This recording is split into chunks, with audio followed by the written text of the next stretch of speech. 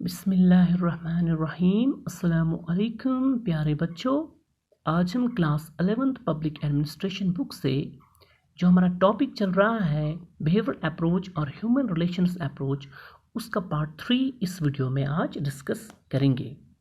तो चलो शुरू करते हैं आज का ये वीडियो। लास्ट डे मैंने कहा था कि ग्रेट इल्यूमिनेशन जो एक्सपेरिमेंट हुआ बिटवीन 1924 टू 1927, इसमें दो ग्रुप्स को देखा गया, ऑब्जर्व किया गया पैरेलली। पहला ग्रुप था टेस्ट ग्रुप, जिसको एक्सपेरिमेंटल ग्रुप भी कहा जाता है, और दूसरा ग्रुप था control group. Its aim was to examine the level of production on the varying levels of illumination. यानी जिस तरह से हम इल्यूमिनेशन की लेवल्स को वेरी करेंगे तो फिर लेवल ऑफ प्रोडक्शन को देखा गया। The control group remained with constant illumination of the level and the type with which the two groups started. In test group room, experimental changes जो हुई उनको इंट्रोड्यूस किया गया पीरियोडिकली। यानी टेस्ट ग्रुप रूम में एक्सपेरिमेंटल चेंजेस को introduce किया गया पीरियोडिकली। अब इस रिसर्चर जो थे इसमें उन्होंने ऑब्जर्व किया कि द ग्रुप्स, दोनों ग्रुप्स को ऑब्जर्व किया एंड केप्ट एक्यूरेट रिकॉर्ड। अब उन्होंने इसका एक्यूरेट रिकॉर्ड रखा जो 2 साल तक चली। यानी ये जो रिसर्च चली ये कितने साल तक चली? ये 2 साल तक रिसर्च चली, तो उसका रिकॉर्ड पूरा रखा गया। अब इस रिसर्च का जो रिजल्ट है वो क्या निकला? ये देखा गया कि regardless of the level of illumination, जो प्रोडक्शन है दोनों ग्रुप्स में वो इंक्रीज हो जाती है। ओके, यानी रिगार्डलेस ऑफ द इल्यूमिनेशन, दोनों ग्रुप्स में जो प्रोडक्शन है वो इंक्रीज हो जाती है। अब इससे जो रिसर्चर्स थे दे वर सरप्राइज्ड, तो उन्होंने क्या किया? उन्होंने इल्यूमिनेशन को अबेंडन किया, इस थ्योरी को ही अबेंडन कर दिया। और उन्होंने क्या फिर आगे किया? उन्होंने मैनिपुलेट किया वेज पेमेंट सिस्टम को, इस तरह से रेस्ट पीरियड्स को, ड्यूरेशन ऑफ वर्किंग आवर्स को उन्होंने मैनिपुलेट किया।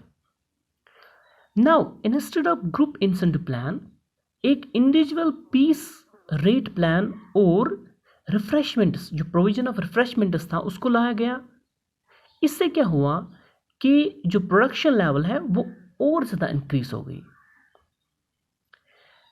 अब इसके बाद जो सरप्राइज हो गए too when they see the outcome, all the researchers were surprised.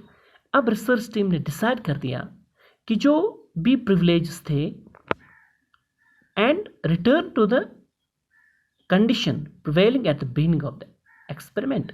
यानी जो भी प्रिवेलिंग कंडीशंस थी उन्हें भी फिर से लाया गया उनको, और जो प्रिविलेजेस थी वर्कर्स के लिए उनको विड्रा किया जाता है। अब कुछ देर के लिए क्या होता है फिर कि आउटकम जो है वो उसकी लेवल जो है वो डाउन हो जाती है कुछ देर के लिए, लेकिन फिर वो आगे जाके पहले से भी ज़्यादा हो जाती है। तो फिर से जो रिसर्च टीम है वो पजल हो जाती है ओवर द आउटकम। अब क्या होता है, 1927 में मायो को इन्वाइट किया जाता है इस प्रॉब्लम को स्टडी करने के लिए, फर्दर स्टडीज़ के लिए। तो मायो ने कोलैबोरेट किया फ्रिट्ज जूल्स के साथ इस स्टडी में। तो जो हाथरून स्टडीज हुई थी उसके बाद मायो की क्या ओपिनियन थी कि दैट द टेस्ट रूम जो था उसमें सोशल यूनिट डेवलप किया जा रहा था, तो पार्टिसिपेशन इन द प्रोडक्शन वो डेवलप हुआ। यानी जो पार्टिसिपेशन का सेंस था वो किसी भी प्रोजेक्ट में वो डेवलप हो जाता है। मायो ने अब रिसर्च इनटू सोशल मैन का जो दरवाज़ा है वो खटखटाया। ठीक है, अब उन्होंने जो भी अर्लियर वेस्ट इलेक्ट्रिक कंपनी में जो भी एक्सपेरिमेंट्स हुए थे उनमें जो लूज थ्रेड्स थे उनको देखा गया and found for more valuable insights into the industrial man. अब जो फेलियर है ये भी देखा गया कि जो इल्यूमिनेशन प्रोजेक्ट की जो ओरिजिनल इल्यूमिनेशन प्रोजेक्ट था उसकी जो फेलियर था उसको एक्सप्लेन किया जाता है 2 हाइपोथेसिस के थ्रू। अब पहला जो हाइपोथेसिस है उसको कहा गया द फर्स्ट हाइपोथेसिस। इसमें क्या था, the individual wage payment incentive had stimulated increase in the output, यानी जो इंडिविजुअल वर्कर्स के लिए इंसेंटिव का प्लान बनाया गया उसी ने स्टिमुलेट किया आउटपुट को। ठीक, द सेकंड हाइपोथेसिस में क्या कहा गया, the changes in supervisory technique had improved the attitude and output. ठीक है, तो इसका जो पार्ट 4 आएगा वो इंशाल्लाह नेक्स्ट वीडियो में